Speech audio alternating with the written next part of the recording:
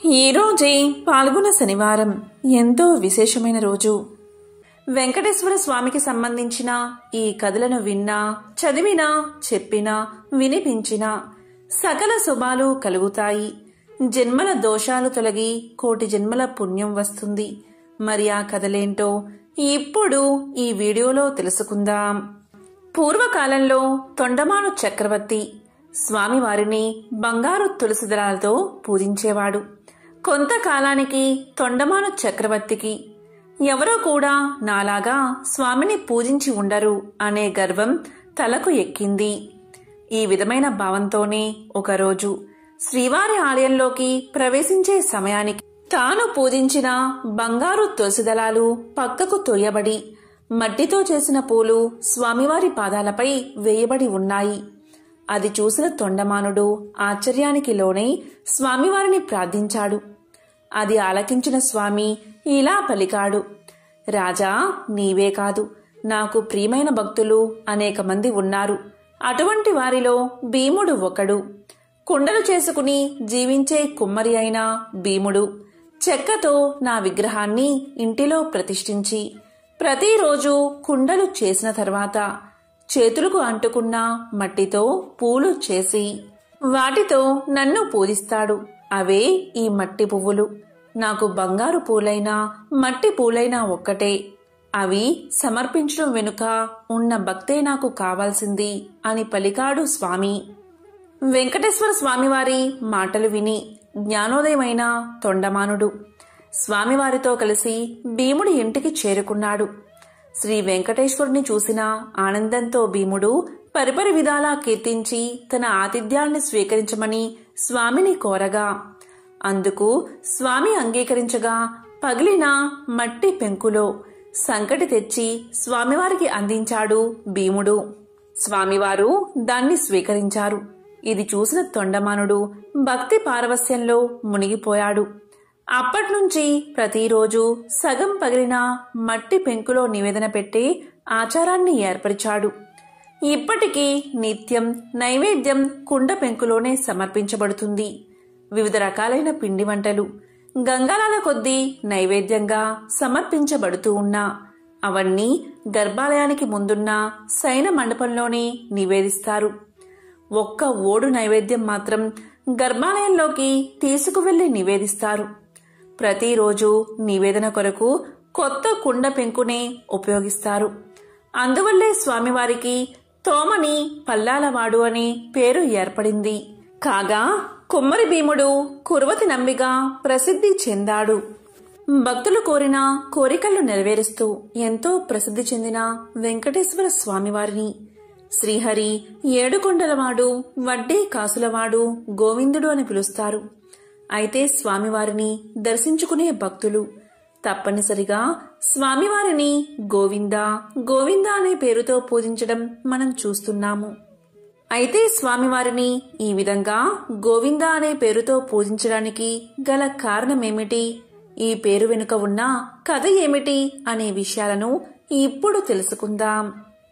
పురాణాల ప్రకారం ఒకరోజు శ్రీ వెంకటేశ్వర స్వామి అగస్త్య మహర్షి యొక్క ఆశ్రమానికి వెళ్లి నన్ను శ్రీనివాసుడు అని పిలుస్తారు. మీ ఆశ్రమంలో చాలా గోవులు ఉన్నాయి కదా, నాకు ఒక గోవు కావాలి అని అడగడంతో అందుకు అగస్త్య మహాముని చాలా సంతోషించి ఇలా పలికారు, స్వామి, నేను మీకు గోవులను ఇవ్వడానికి నాకు ఎలాంటి అభ్యంతరమూ లేదు. కానీ వేదాల ప్రకారం పత్ని లేనిదే గోదానం చేయకూడదు. కనుక మీరు సతీ సమేతంగా వస్తే సంతోషంగా మీకు గోదానం చేస్తాను అని చెప్పడంతో శ్రీనివాసుడు అక్కడి నుంచి వెళ్లిపోతాడు. అయితే ఆశ్రమంలో అగస్త్యుడు లేని సమయంలో శ్రీనివాసుడు పద్మావతిని వెంట తీసుకుని ఆశ్రమానికి వెళ్లి అగస్త్యుడి శిష్యుణ్ణి, నన్ను మీ గురువుగారు రమ్మన్నారు, గోదానం చెయ్యాలంటే సతీ సమేతంగా రమ్మని చెప్పారు. మీ గురువుగారి ఆజ్ఞ మేరకు సతీ సమేతంగా వచ్చాను, నాకు గోవు ఇవ్వు అనడంతో అందుకు ఆ శిష్యుడు తన గురువు లేనిదే గోవులు ఇవ్వడానికి నిరాకరించాడు. మీరు గురువు ఉన్నప్పుడు రావాల్సిందని సూచించాడు. ఈ మాట విన్న శ్రీనివాసుడు ఎంతో కోపంతో తిరుమల కొండవైపు నడుచుకుంటూ వెళ్లసాగాడు. అప్పుడే ఆ సమయానికి ఆశ్రమానికి వచ్చిన అగస్త్యుడితో శిష్యులు జరిగిందంతా చెప్పగా, దాంతో అగస్త్యుడు తన శిష్యులతో పాటు మరికొంతమందిని గోవును తీసుకుని శ్రీనివాసుడి దగ్గరికి బయలుదేరతాడు. ఆ సమయంలో స్వామిని కొంత దూరం నుంచి చూసిన అగస్త్యుడు స్వామి అని పిలిచినా అప్పటికీ స్వామివారు కోపంతో అతని మాటలు పట్టించుకోలేదు. ఈ క్రమంలోనే మళ్లీ అగస్త్యుడు గోవా ఇందా అని చెబుతాడు. గోవా అంటే ఆవు, ఇందా అంటే ఇదిగో అని అర్థం. అలా గోవిందా గోవిందా అని పిలవడంతో ఆ పేరు గోవిందగా మారి స్వామివారిని గోవింద నామస్మరణ చేస్తూ భక్తులు పూజిస్తున్నారు.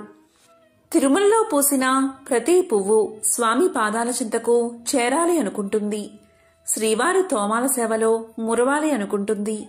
స్వామి గుండెలపై ఒదిగిపోవాలి అనుకుంటుంది. శ్రీవారి సొగసైన ముఖంపై గెడ్డం మీద పచ్చ కర్పూరాన్ని ఎందుకు అద్దుతారు?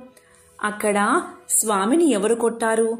తిరుమల ఆలయంలో మహాద్వారానికి కుడివైపున కనిపించే గుణపం కథ ఏమిటి? తిరుమలలో స్త్రీలు పువ్వులు ఎందుకు పెట్టుకోరు? ఈ ప్రశ్నలన్నిటికీ ఒకే సమాధానం, అనంత ఆళ్వారులు. శరణుజొచ్చిన భక్తులపై ఆ వెంకటాచలపతి ఎంతటి దయావర్షం కురిపిస్తారో చెప్పే కథే ఇది. అనంతాచార్యుల చరితం నిష్కల్మషమైన భక్తికి తార్కాణం. తిరుమలలో పూసిన ప్రతి పువ్వు స్వామి పాదాల చెంతకు చేరాలి అనుకుంటుంది. ఇలాగే స్వామి సేవలో తరించి ఆయన పాదాల మీద రాలిన గొప్ప భాగవోత్తముడు అనంత ఆళ్వారులు. అనంత ఆళ్వారుల గురించి తెలుసుకోవడం అంటే భక్తులపై శ్రీనివాసుడి అనంతమైన ప్రేమ, వాత్సల్యం గురించి తెలుసుకోవడమే. శ్రీరంగంలో భగవత్ రామానుజుల శిష్యులే అనంతాచార్యులు. ఒకనాడు రామానుజులు అనుగ్రహ భాషణం చేస్తూ తిరుమలలో అలంకార ప్రియుడైన శ్రీనివాసుడికి పుష్ప కైంకర్యాలు సక్రమంగా జరగడం లేదని ఆవేదన వ్యక్తం చేశారు. కాని దట్టమైన అడవులు, క్రూర మృగాలు, విషసర్పాలు సంచరించే శేషాచల కొండల్లో ఎవరు ఉండగలరు? అక్కడ చెరువు తవ్వి బృందావనం తయారు చేసి పుష్పసేవ ఎవరు చేస్తారు? ఈ విధంగా గురువు రామానుజుల మనసులోని బాధను అర్థం చేసుకున్న శిష్యుడైన అనంతాచార్యుడు తాను వెళ్లి వెంకటాచలపతికి పుష్ప కైంకర్యాలు సమర్పిస్తాను అన్నారు. గురువుగారికిచ్చిన మాట ప్రకారం గర్భవతి అయిన భార్యను తీసుకుని తిరుమలకు చేరారు అనంత ఆళ్వారులు. రావడంతోనే పూలతోట పనులు ప్రారంభించారు. అనంత ఆచార్యుల వేదానికి స్వేదానికి శ్రీవారు కదిలిపోయాడు, కరిగిపోయాడు. భార్యతో కలిసి చెరువు తవ్వుతున్న బక్కపల్చిని అనంతాచార్యుల దగ్గరకు సాక్షాత్తు శ్రీనివాసుడే ఒక బాలుడి రూపంలో వచ్చాడు. నీకు నేను సహాయం చేస్తాను అన్నాడు. కాని పసిబాలుడితో పని చేయించుకోవడం ఏమిటి అని అనంతాచార్యుల వారు వద్దని వారించారు. బాలుడు ఎంత బతిమాలినా వద్దన్నారు. కాని అనంత ఆచార్యులకు తెలియకుండా ఆయన భార్యకు చెరువు తవ్వడంలో సాయం చేస్తూ ఉన్నాడు ఆ బాలుడు. ఆ దృశ్యం చూసిన అనంత ఆచార్యులకు కోపం కట్టలు తెంచుకుంటుంది. సాయం వద్దని చెప్పినా ఎందుకు చేస్తున్నావంటూ బాలుణ్ణి తరుముతారు. పట్టరాని కోపంతో బాలుడిపై గుణపం విసురుతారు. మర్నాడు పుష్ప కైంకర్యం కోసం ఆనంద నిలయానికి వెళ్లిన అనంత ఆళ్వారు స్వామి గడ్డం నుంచి రక్తం రావడాన్ని గమనించి బాలుడి రూపంలో వచ్చింది శ్రీవారే అని గ్రహించి తల్లడిల్లిపోయారు. వెంటనే వెంకటనాథుడి గడ్డానికి పచ్చ కర్పూరాన్ని అద్దుతారు. ఇప్పటికీ ఈ ఆచారం తిరుమలలో కొనసాగుతుందని చెబుతారు. అలా తిరుమల ఆలయంలో నిత్యం పుష్ప కైంకర్యం చేసిన పరమభక్తుడే అనంత ఆళ్వారు. తిరుమలలో స్వామివారికి నిత్యం పూలు సమర్పించి సేవ చేసుకునే భాగ్యం పొందిన తొలి భక్తుడే అనంత ఆళ్వారు. గురు రామానుజుల ఆదేశాలతో శ్రీవారికి పుష్ప కైంకర్య విధానాన్ని అమలు చేసింది అనంత ఆచార్యులే. శ్రీవారి సేవ కోసం పూల సాగుకు అనంత ఆళ్వారు ఏర్పాటు చేసిన పూలవనాన్ని అనంత ఆళ్వారు తోటగా పిలుస్తారు. మల్లెలు, మందారాలు, చామంతులు, సంపెంగలు, కలువలు, కనకాంబరాలు, గులాబీలు, నంది వర్ధనాలు, బిల్వదళాలు, తులసి దళాలతో ఈ నందనవనం అలరాడుతూ ఉంటుంది. ఇప్పటికీ అనంతాచార్యుల వంశీయులు స్వామికి నిత్యం పుష్ప కైంకర్యాలను సమర్పిస్తున్నారు. తిరుమల ఆలయంలో పడి కావలి మీదుగా ఆలయ ప్రవేశం చేసినప్పుడు కుడివైపున గోడకు తగిలించి ఉన్న గడ్డపారును చూడగాని అనంత ఆల్వారులు గుర్తుకు వస్తారు. అలాగే సొగసైన స్వామి ముఖంపై చుబుకానికి అద్దిన పచ్చ కర్పూరాన్ని చూసిన అనంత ఆల్వారుల అమాయకమైన భక్తి మదిలో మెదులుతుంది. శరణాగతి తత్వానికి ప్రతీకగా నిలిచింది అనంత ఆల్వారుల జీవితం. స్వామికి సంబంధించిన మరొక విశేషమైన కథను ఇప్పుడు విందాం. పూర్వకాలంలో అవంతి దేశంలో భాగ్యనగరము అనే పట్టణం ఉండేది. పేరుకు తగినట్లుగాని ఆ పట్టణంలో భాగ్యవంతులకు కొదువలేదు. అయితే వారు తమ తమ సంపదలను చూసుకుని గర్విస్తూ మిగిలిన సామాన్యులను అతి హీనంగా చూసేవారు. ఆ ఐశ్వర్యమంతా తమ గొప్పే అని తెలుస్తూ నిత్యం పూజలు కాదు కదా, విశేష రోజుల్లో కూడా ఏ పూజలు చేసేవారు కాదు. అప్పుడు శ్రీమన్నారాయణుడికి వీరందరికీ జ్ఞానోదయం కలిగించాలని తోచింది. ఒక రోజున ధనవంతులందరూ విందు వినోదాల్లో మునిగి తేలుతున్నారు. ఆ పట్టణ తూర్పు వీధిలో కల శ్రీ లక్ష్మీనారాయణ ఆలయంలో కనీసం దీపం వెలిగించే నాదుడు కూడా కరువయ్యాడు. ఆ రోజు తొలి ఏకాదశి, అత్యంత పర్వదినం. కాని ఆ పట్టణంలో ఒక్కరు కూడా ఆలయానికి పూజాధికాలు నిర్వర్తించాలని ఆలోచించలేదు. సాయంత్రం ఉన్నట్టుండి దట్టమైన మబ్బులు కమ్ముకున్నాయి. బ్రహ్మాండమైన కుంభవృష్టి. వ్యాపారులందరి ఇల్లు నీట మునిగిపోసాగాయి. అంతా గాఢాంధకారం. తెల్లవారేసరికి ఊరంతా నేలమట్టమైంది. వ్యాపారుల ఇళ్లన్నీ కూలిపోయాయి. ఐశ్వర్యాలన్నీ పోయి చివరికి కట్టుబట్టలతో మిగిలారు. ఎందుకీ ఉపద్రవం, ఎందుకీ జలప్రలయం, ఎవరికీ అంతుపట్టలేదు. అంతలో వారికి ఒక విశేషం కనిపించింది. ఊరి చివరన ఉండే పూరిపాకలు చెక్కు చెదరకుండా ఉన్నాయి. వారికి ఆశ్చర్యం కలిగింది.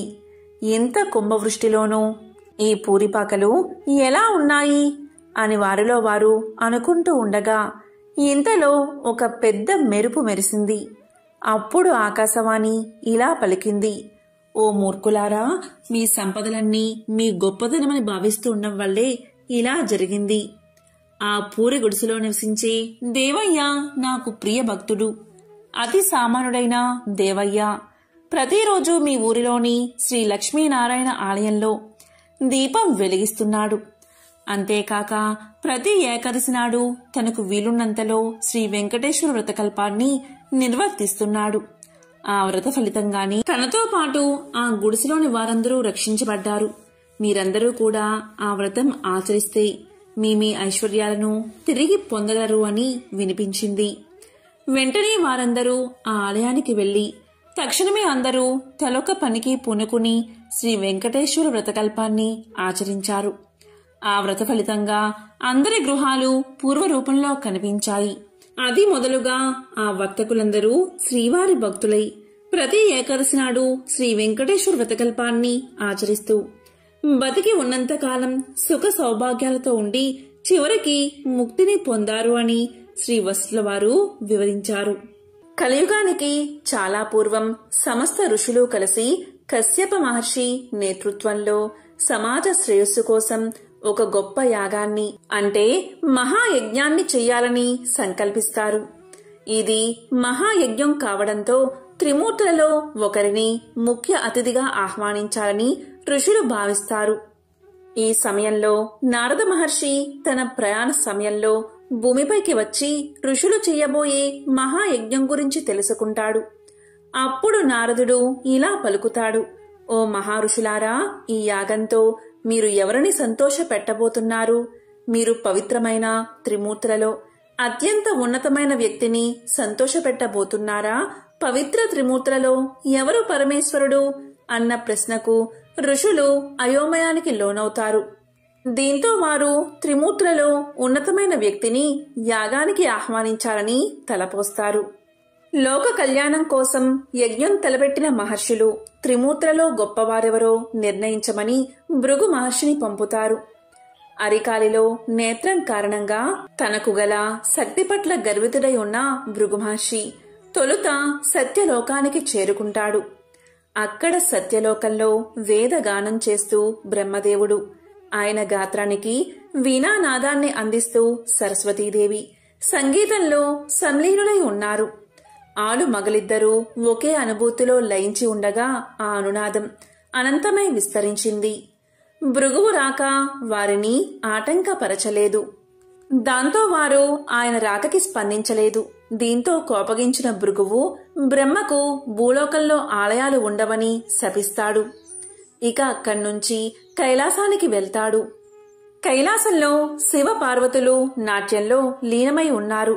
ఆది దంపతులతో పాటు గణపతి, కుమారస్వామి సహితంగా నంది, భృంగి, రుద్రగణాలు ఆ పారవస్యంలో ఉన్నారు.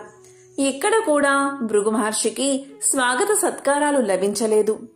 పార్వతీ పరమేశ్వరులు తాళం తప్పకుండా చేస్తున్న నాట్యం సర్వ సృష్టికి శృతి లయలు అయ్యింది. అహంకారం లేకుండా ఉండి ఉంటే భృగు మహర్షి ఆదిదేవుడు నాట్యమాపి తన్ని పలకరించే వరకు సహజంగా భక్తిగా వేచి ఉండేవాడు. కాని భృగువుకి అదనపు శక్తి ఉంది. దాని తాలూకు అహంకారం కూడా ఉంది.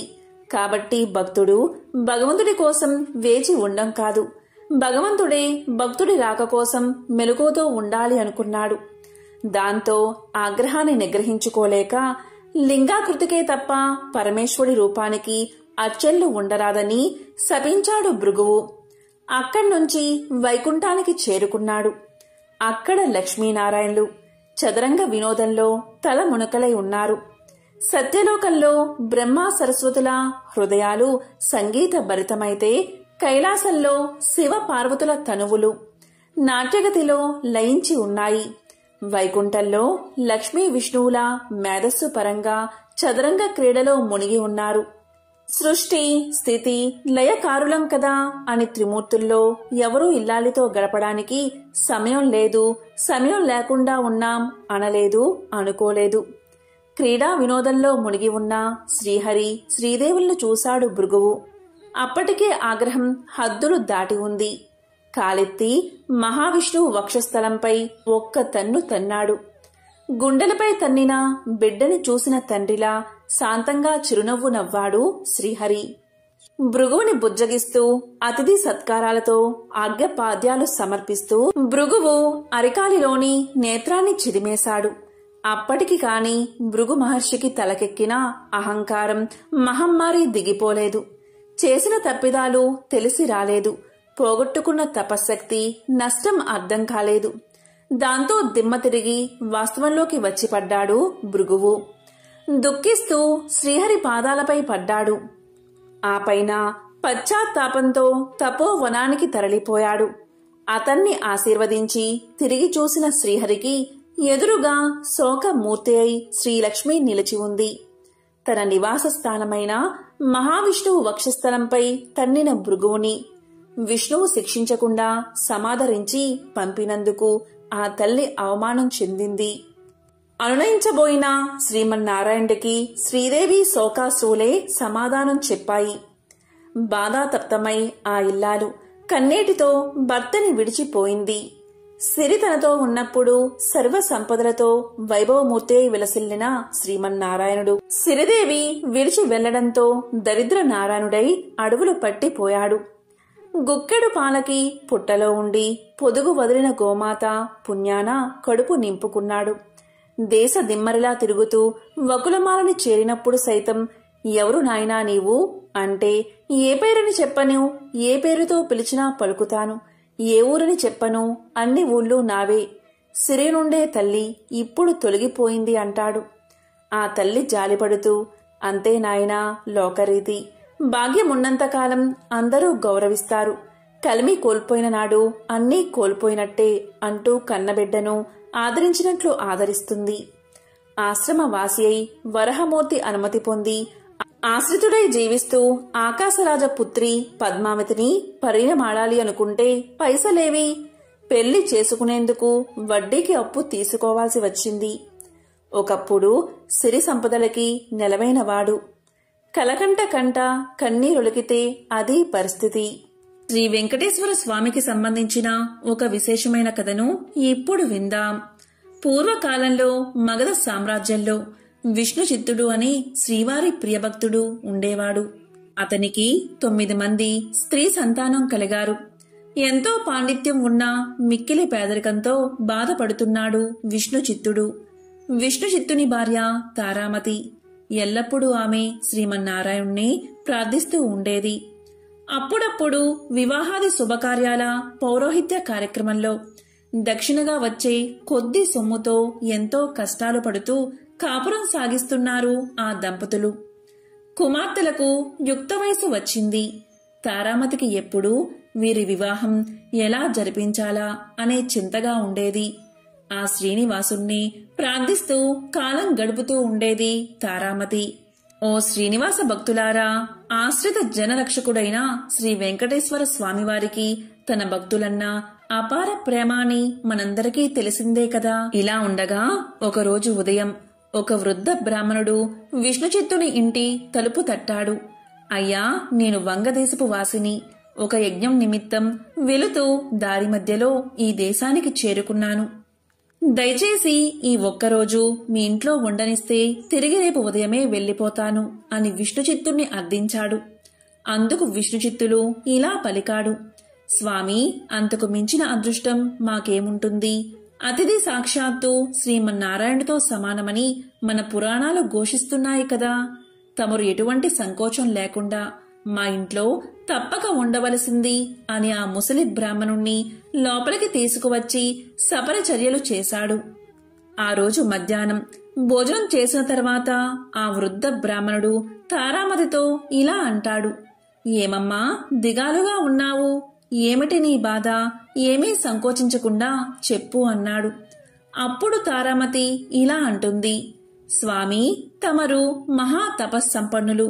తేజస్సులో సాక్షాత్తు ఆ వైకుంఠవాసుని మాదిరిగా ఉన్నారు. మీ వద్ద దాచేదేముంది? నా మనోవ్యదంతా నా పుత్రికల వివాహం గురించే అని విన్నవించుకుంది. అంతటా ఆ విప్రోత్తముడు చిరునవ్వు నవ్వి ఇలా అన్నాడు. తల్లి, నీ బాధ నేను గ్రహించాను. నీ కష్టాలన్నీ తొలగిపోయి కుమార్తెలకు శుభప్రదంగా వివాహం అవ్వడానికి ఒక అద్భుత వ్రతాన్ని నీకు తెలియచేస్తాను. ఆ వ్రతాన్ని ఆచరిస్తే మీ కష్టాలు పటాపంచలైపోతాయి. శ్రీ వెంకటేశ్వర వ్రతము అనే వ్రతం మిక్కిలి సులభతరం అని చెప్పి ఆ వ్రత విధానమంతా ఆ దంపతులకు వివరించాడు. అంతటా విష్ణుచిత్తుడు ఇలా పలికాడు. స్వామి, మహా సంతోషం. ఇంతకు మించిన భాగ్యం ఏముంటుంది మాకు? ఎన్నో రోజులు ఎందుకు, శుభస్థ శీఘ్రమని పెద్దలు అన్నారు కదా. ఈ రోజే ఎంతో మంచి రోజు. ఈ రోజు తమరు చెప్పిన శ్రీ వెంకటేశ్వర వ్రతాన్ని ఆచరిస్తాము అని విష్ణుచిత్తులు తారామతి దంపతులిద్దరూ తన కుమార్తెలందరితో కలిసి ఆ రోజు సాయంకాలమే బంధుమిత్రులను పిలుచుకుని శ్రీ వెంకటేశ్వర వ్రతాన్ని అత్యంత భక్తి శ్రద్ధలతో ఆచరించారు. వచ్చిన భక్తులందరూ వ్రతం పూర్తయిన తర్వాత తీర్థ ప్రసాదాలు స్వీకరించి తమ తమ గృహాలకు వెళ్లిపోయారు. అప్పుడు విష్ణుచిత్తులవారు భార్యా సమేతంగా ఆ బ్రాహ్మణోత్తముడికి పాద నమస్కారం చేసి తమ దంపతులను ఆశీర్వదించవలసిందిగా వేడుకున్నారు. అప్పుడా బ్రాహ్మణోత్తముడు వ్రత తీర్థ ప్రసాదాలు తాను స్వీకరించి మనోభీష్టా సిద్ధిరస్తు, శ్రీ లక్ష్మీ శ్రీనివాస కటాక్ష సిద్ధిరస్తు అని ఆశీర్వదించాడు. ఇంతలో చీకటిపడి నిద్రా సమయం అయింది. అంతటా విష్ణుచిత్తుడు ఆ బ్రాహ్మణుడికి ఒక చిరిగిన దుప్పటిని ఇచ్చి కన్నీళ్ల పర్యంతంగా ఇలా పలికాడు. స్వామి, కడుపేదనైనా నా వద్ద ఇంతకు మించి మంచి దుప్పటి లేదు. ఈ రాత్రికి నన్ను క్షమించి దీని యందే పడుకోండి అని వేడుకున్నాడు. అందుకు ఆ బ్రాహ్మణుడు చిరునవ్వు నవ్వి ఇలా అన్నాడు. విష్ణుచిత్త, ఏమీ బాధపడకు. నేను బయట బసారాలో పడుకుంటాను అని చెప్తాడు. కొద్దిసేపటికే అందరూ కూడా నిద్రలోకి జారుకున్నారు. రాత్రి 4వ జామున ఉరుములు మెరుపులతో పెద్ద వర్షం కురిసింది. అంతా కటిక చీకటి. గాఢాంధకారంలో కంటికి ఏమీ కనబడట్లేదు. విష్ణుచిత్తునికి బయట పడుకున్న ఆ ముసలి బ్రాహ్మణుడు ఎలా ఉన్నాడో అని బెంగగా ఉంది. కాని ఈ గాఢాంధకారంలో ఏమీ కనిపించక ఎప్పుడెప్పుడు తెల్లవారుతుందా అని ఆ రాత్రి గడిపాడు విష్ణుచిత్తుడు. ఆ కుటుంబమంతా. ఇంతలో తెల్లారింది. వాన తేలికపడింది. బయట బ్రాహ్మణుడు ఏమయ్యాడో, ఎంత బాధపడ్డాడో అనుకుంటూ బయటకు వచ్చిన ఆ దంపతులకు అద్భుత దృశ్యం కనిపించింది. అక్కడ విప్రోత్తముడు లేడు. చిరిగిన దుప్పటి స్థానంలో పట్టు పీతాంబరం ఉంది. ఆ పీతాంబరంపై శ్రీ వెంకటేశ్వర స్వామివారి విగ్రహం చిరునవ్వుతో కనిపించింది. జరిగినదంతా ఆ దంపతులకు అర్థమైంది. వారి ఆనందానికి అవధులు లేవు. వచ్చింది సాక్షాత్తు ఆ శ్రీమన్నారాయణుడే.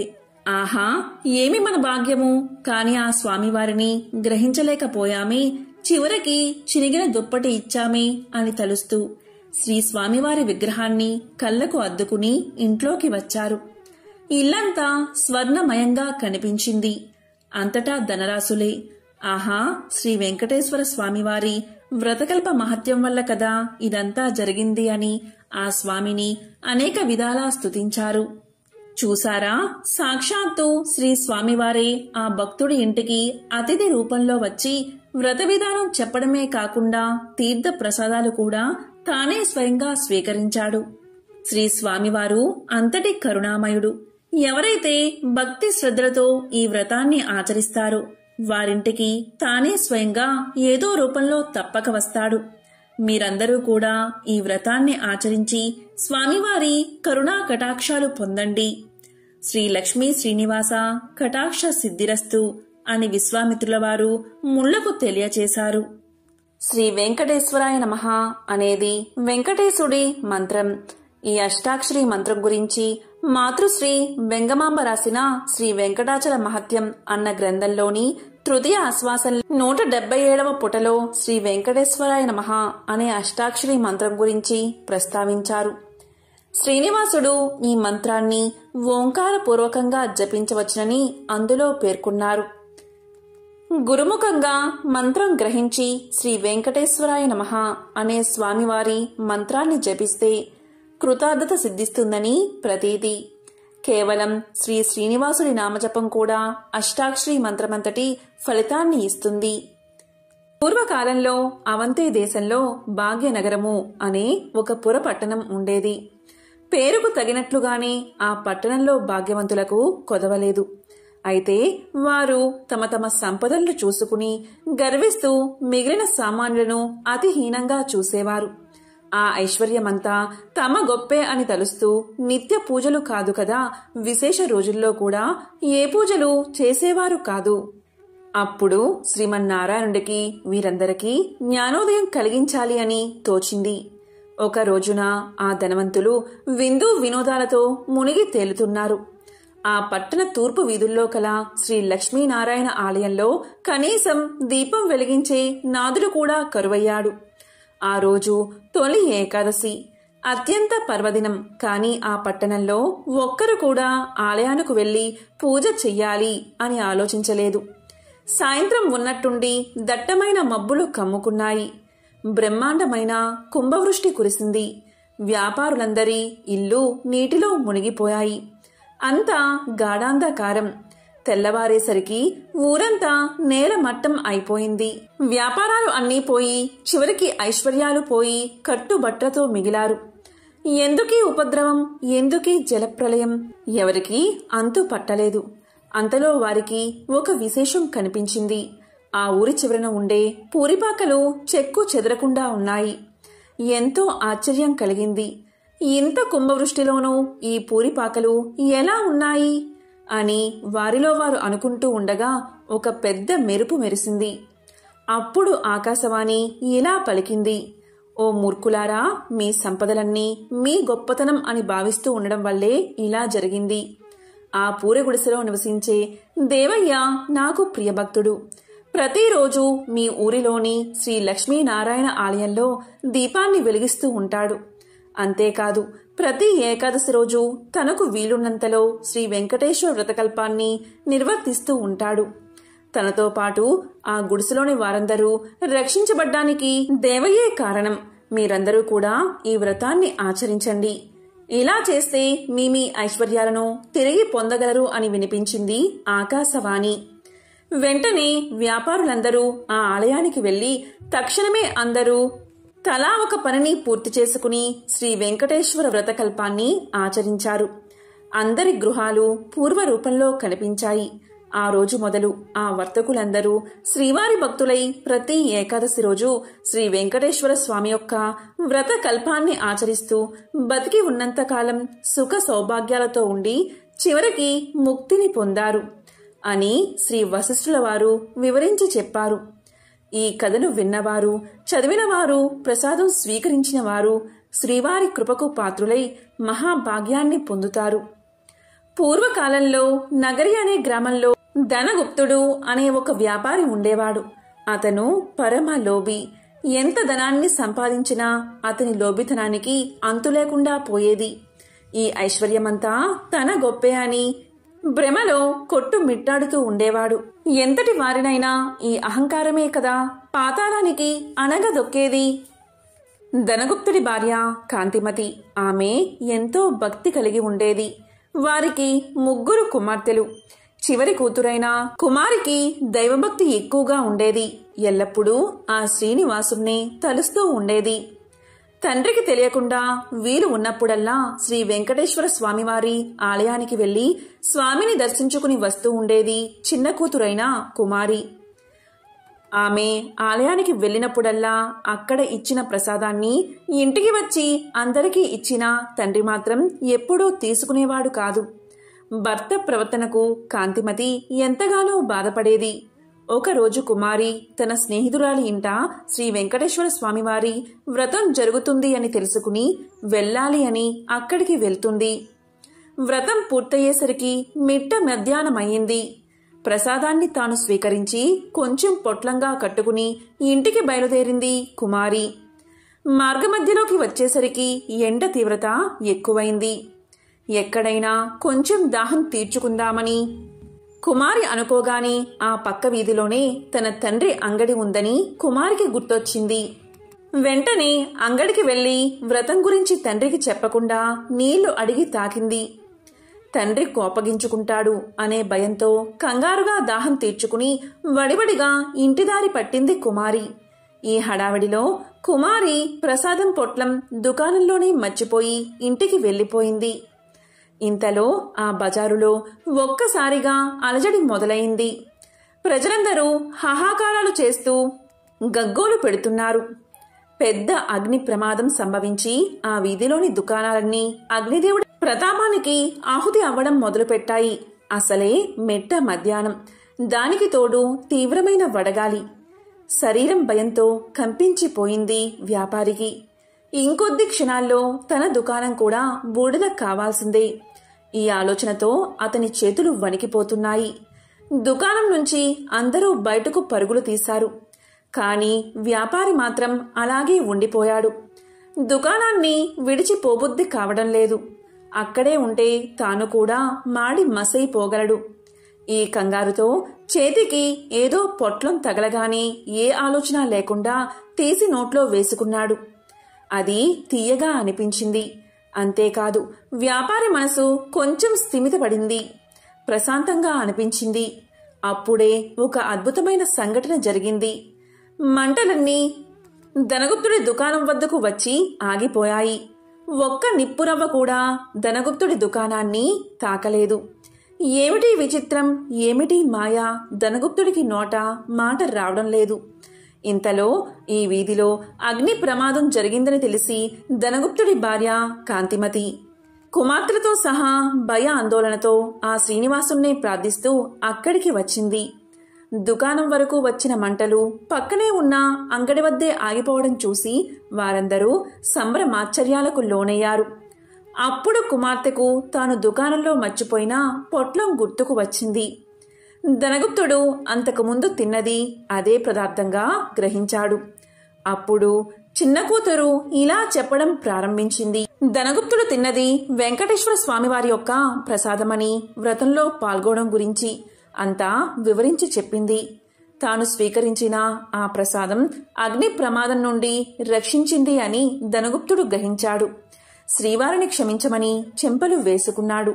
ఆ రోజు సాయంకాలమే ఊరి వారందరినీ పిలిచి శ్రీ వెంకటేశ్వర స్వామి వ్రతకల్పాన్ని భక్తి శ్రద్ధలతో ఆచరించాడు. పూర్తిగా స్వామివారి సేవకే తన శేష జీవితాన్ని వెచ్చించి ముక్తిని పొందాడు. కేవలం ప్రసాదాన్ని స్వీకరించినంత మాత్రం చేతనే ఎంత ఆపద నుంచి బయటపడ్డాడో మీరు చూశారు కదా. ఈ వెంకటేశ్వర స్వామి వ్రతమహత్యం అంతటి అద్భుతమైనది. వీలున్నప్పుడల్లా ఈ వ్రతాన్ని ఆచరించి ఆ శ్రీనివాసుడి కృపకు పాత్రులు అవ్వండి అని భరద్వాజుల వారు దీనిని అనుగ్రహించారు. పూర్వకాలంలో కౌమార దేశంలో మిత్రుడు అనే చాకలి ఉండేవాడు. అతను తన కులవృత్తిని నిర్వహిస్తూ వీలున్నంతలో దాన ధర్మాలు చేస్తూ ధర్మపరంగా జీవితాన్ని గడిపేవాడు. కాని అతని దిగులంతా అతనికున్న అవిటితనమే. కాలు అవటిది కావడం వల్ల ఉతికిన బట్టలను మూటలు కట్టి ఇంటింటికి తిరిగి ఇవ్వడం చాలా కష్టంగా ఉండేది అతనికి. దానికి తోడు గంపెడు సంసారం. కష్టపడకపోతే పూట గడవదు. ఎల్లప్పుడూ ఆ చాకలివాడు శ్రీనివాసుణ్ణి ప్రార్థిస్తూ ఉండేవాడు.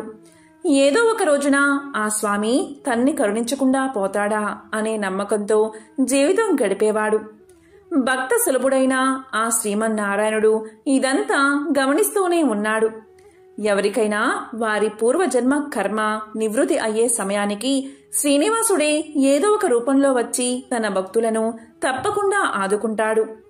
ఒకరోజు సాయంకాలం ఎప్పటిలాగే మిత్రుడు చాకిరేవి నుండి బట్టల మూటతో తిరిగి వస్తున్నాడు. మార్గమధ్యలో అతనికి ఒక ముసలి బ్రాహ్మణుడు కనిపించాడు. సహజంగానే భక్తి శ్రద్ధలు కలవాడు అవడం వల్ల మిత్రుడు భుజం మీద మూటను కిందకు పెట్టి ఆ బ్రాహ్మణుడికి నమస్కారం చేశాడు. అప్పుడు ఆ విప్రోత్తముడు ఇలా పలికాడు, ఎంతో బాధపడుతున్నావు. నీ బాధ చూడ్డానికే నాకు చాలా కష్టంగా ఉంది. నువ్వెంత కష్టపడుతున్నావో కదా అని అడిగాడు. అప్పుడు మిత్రుడు ఇలా అన్నాడు, స్వామి, మీరు ఎవరో కాని మహానుభావుల్లాగా ఉన్నారు. నాది గంపెడు సంసారం. ఆ సంసార భారం చేత నాకు ఈ పని చేయడం తప్పడం లేదు. ఈ అవటితనం పోయే మార్గం ఏదైనా ఉంటే సెలవు ఇవ్వండి అని విన్నవించుకున్నాడు. అప్పుడు ఆ ముసలి బ్రాహ్మణుడు ఇలా చెప్పాడు, నాయనా, తప్పకుండా చెబుతాను. సావధానంగా విను. నీ అవటితనం పోవడమే కాకుండా నీకు అష్ట ఐశ్వర్యాలు కలిగే వ్రతం ఒకటి ఉంది. దాన్ని ఆచరించిన మరుక్షణమే నీకు 1000 వరహాలు లభిస్తాయి. అయితే ఒక్క షరతు, అందులో సగం నాకు సమర్పించాలి. రేపు మళ్ళీ ఇదే సమయానికి ఇక్కడికి వస్తాను అని చెప్పాడు ఆ బ్రాహ్మణుడు. అప్పుడు చాకలివాడు ఇలా పలికాడు, స్వామి, ఇంతకు మించిన మహాభాగ్యం ఏముంటుంది? ఆ వ్రతమేదో ఏ రోజు ఆచరించాలో సెలవియ్యండి అని ప్రార్థించగా బ్రాహ్మణుడు శ్రీ వెంకటేశ్వర వ్రతకల్పాన్ని వివరంగా చెప్పాడు. అప్పుడు మిత్రుడు రెట్టించిన ఉత్సాహంతో ఇంటికి వచ్చి ఈ విషయం గురించి భార్యకు చెప్పి ఇరుగు పొరుగుల వారిని ఆహ్వానించి వెంకటేశ్వర స్వామి వ్రతాన్ని ఆచరించి తీర్థ ప్రసాదాలు తాను స్వీకరించి వచ్చిన వారందరికీ పెట్టాడు. ఇంతలో ఇంటి బయట ఏదో కోలాహలం వినబడింది. మిత్రుడి కుమారుడు ఇంటి బయట నుంచి పరుగు పరుగున వచ్చి, నానా, రాజుగారి భటులు మీకోసం వచ్చారు. రాజుగారు మీకు కట్న కానుకలు పంపించారట అని పలికాడు. వెంటనే రాజభటులు వచ్చి మిత్రుడితో ఇలా అన్నారు, రాజుగారి ఆస్థానంలో నిన్ను చాకలిగా నియమించారు అని చెప్పి 1000 వరహాలు బహుమానంగా ఇచ్చారు. 1000 వరహాల మూట పెట్టి ఒక వారం లోపల వచ్చి రాజుగారి కొలువులో చేరవలసింది అని తెలియచేశారు. మిత్రుడి ఆనందానికి అవధులు లేవు. వారం దాకా ఎందుకు, రేపే వెళ్తాను అని మూటాముళ్ళు సర్దుకుని మరుసటి రోజు తెల్లవారుజామునే ప్రయాణం కట్టాడు. ఆ ఆనందంలో ఆ ముసలి బ్రాహ్మణుడి సంగతే మర్చిపోయాడు. మార్గమధ్యలో గుర్తుకు రాగా 1 నెల తర్వాత కలవచ్చులే అనుకున్నాడు చాకలి.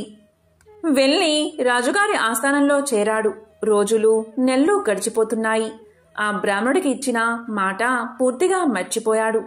అప్పుడు బ్రాహ్మణ రూపంలో వచ్చిన ఆ స్వామివారికి కోపం వచ్చింది. మానవ నైజం ఇంతే అనుకున్నారు. స్వామివారు తన మహత్యాన్ని చూపించాలి అని నిర్ణయించుకున్నారు. మరుసటి రోజే రాజుగారి ఆస్థానంలోని రాణిగారి నగలు మాయమయ్యాయి. మిత్రుడికి కఠిన కారాగార శిక్ష పడింది. రాజభటులు మిత్రుణ్ణి పలు విధాలుగా శిక్షించారు. ఎందుకు ఇలా జరిగింది, ఎందుకీ అభాండం తన మీద పడింది అని తలుస్తున్న మిత్రుడికి ఆ రాత్రి స్వామివారు కలలో కనబడి వృద్ధ బ్రాహ్మణుడి రూపంలో వచ్చింది తనే అని, తనకు ఇచ్చిన మాట నిలబెట్టుకోకపోవడం వల్లే ఇలా జరిగిందని తెలియచేశారు. అప్పుడు మిత్రుడు ఇలా పలికాడు, స్వామి, నేను ఎంతో పాపాత్ముడిని, ఎంతటి అపరాధం చేశానో దయచేసి నన్ను కరుణించండి. ప్రతి నెల మీ వ్రతాన్ని ఆచరిస్తాను.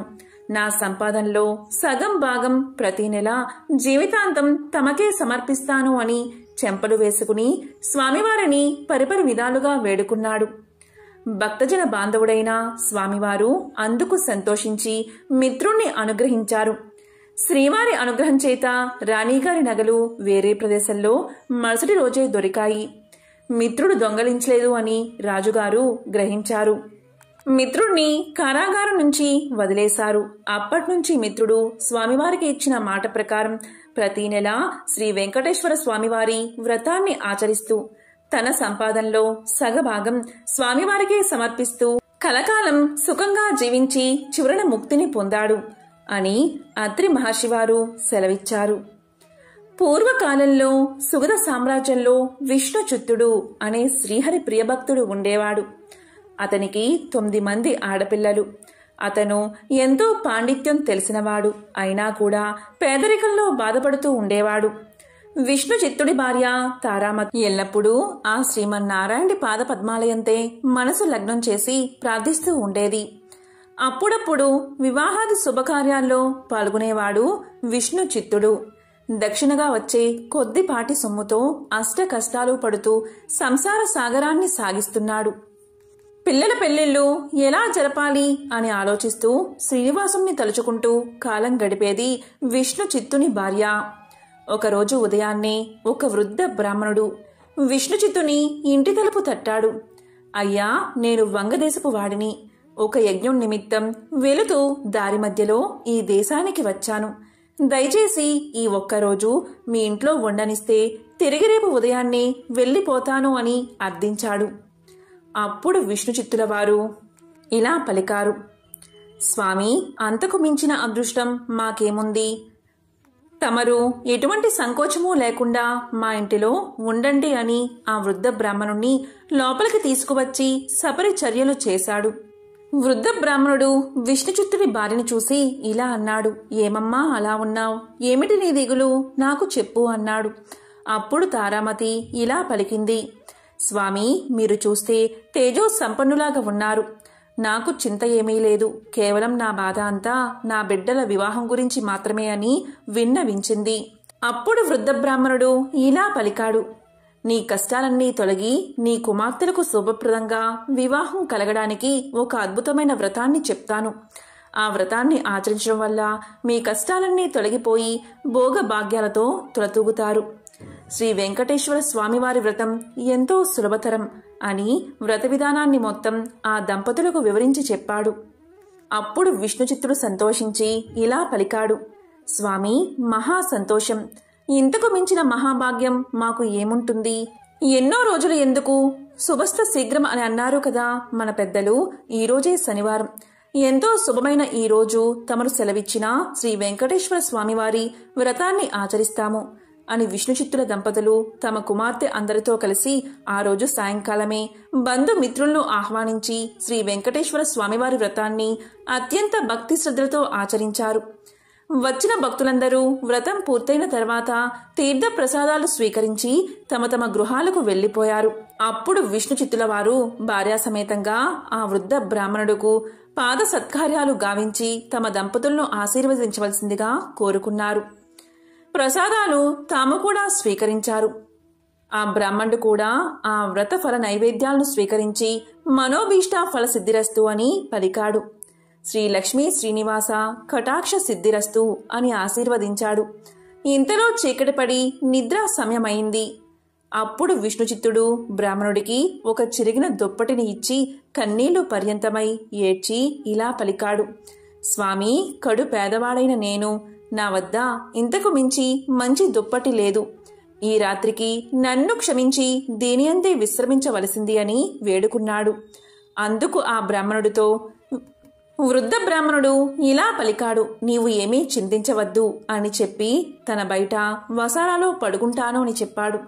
కొద్దిసేపటికి అందరూ నిద్రలోకి జారుకున్నారు.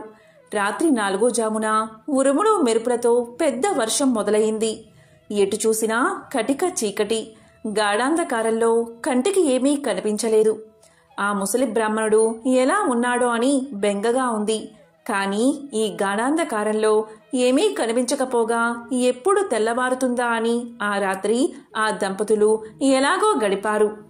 ఇంతలో తెల్లవారింది. వాన తేలికపడింది. బయట బ్రాహ్మణుడు ఏమయ్యాడు అని బయటకు వచ్చిన ఆ దంపతులకు ఒక అద్భుత దృశ్యం కనిపించింది. అక్కడ చిరిగిన దుప్పటి లేదు. చిరిగిన దుప్పటి స్థానంలో పట్టు పీతాంబరం ఉంది. శ్రీ వెంకటేశ్వర స్వామివారి విగ్రహం చిరునవ్వుతో కనిపించింది. జరిగిందంతా ఆ దంపతులకు అర్థమైంది. వారి ఆనందానికి అవధులు లేవు. వచ్చింది సాక్షాత్తు ఆ శ్రీమన్నారాయణుడే. ఆహా, ఏమి మన భాగ్యము! ఎన్నో జన్మల పుణ్యఫలం. కాని మనం ఆ స్వామివారిని గ్రహించలేకపోయాం. చివరికి చిరిగిన దుప్పటి ఇచ్చాము అని తలుస్తూ ఆ స్వామివారి విగ్రహాన్ని కళ్ళకు అద్దుకుని ఇంట్లోకి తీసుకువచ్చారు. ఇల్లంతా స్వర్ణమయంగా కనిపించింది. అంతటా ధనరాశులే. ఆహా, శ్రీ వెంకటేశ్వర స్వామివారి వ్రతకల్ప మహత్యం వల్లే ఇదంతా కదా అని ఆ స్వామిని అనేక విధాలుగా స్తుతించారు. చూసారా, సాక్షాత్తు స్వామివారే ఆ భక్తుడి ఇంటికి అతిథి రూపంలో వచ్చి వ్రత విధానాన్ని చెప్పడమే కాకుండా తీర్థ ప్రసాదాలు కూడా తానే స్వయంగా స్వీకరించాడు. స్వామివారు అంతటి కరుణామయుడు. ఎవరైతే భక్తి శ్రద్ధలతో ఈ వ్రతాన్ని ఆచరిస్తారో వారింటికి తానే స్వయంగా ఏదో ఒక రూపంలో తప్పకుండా వస్తారు.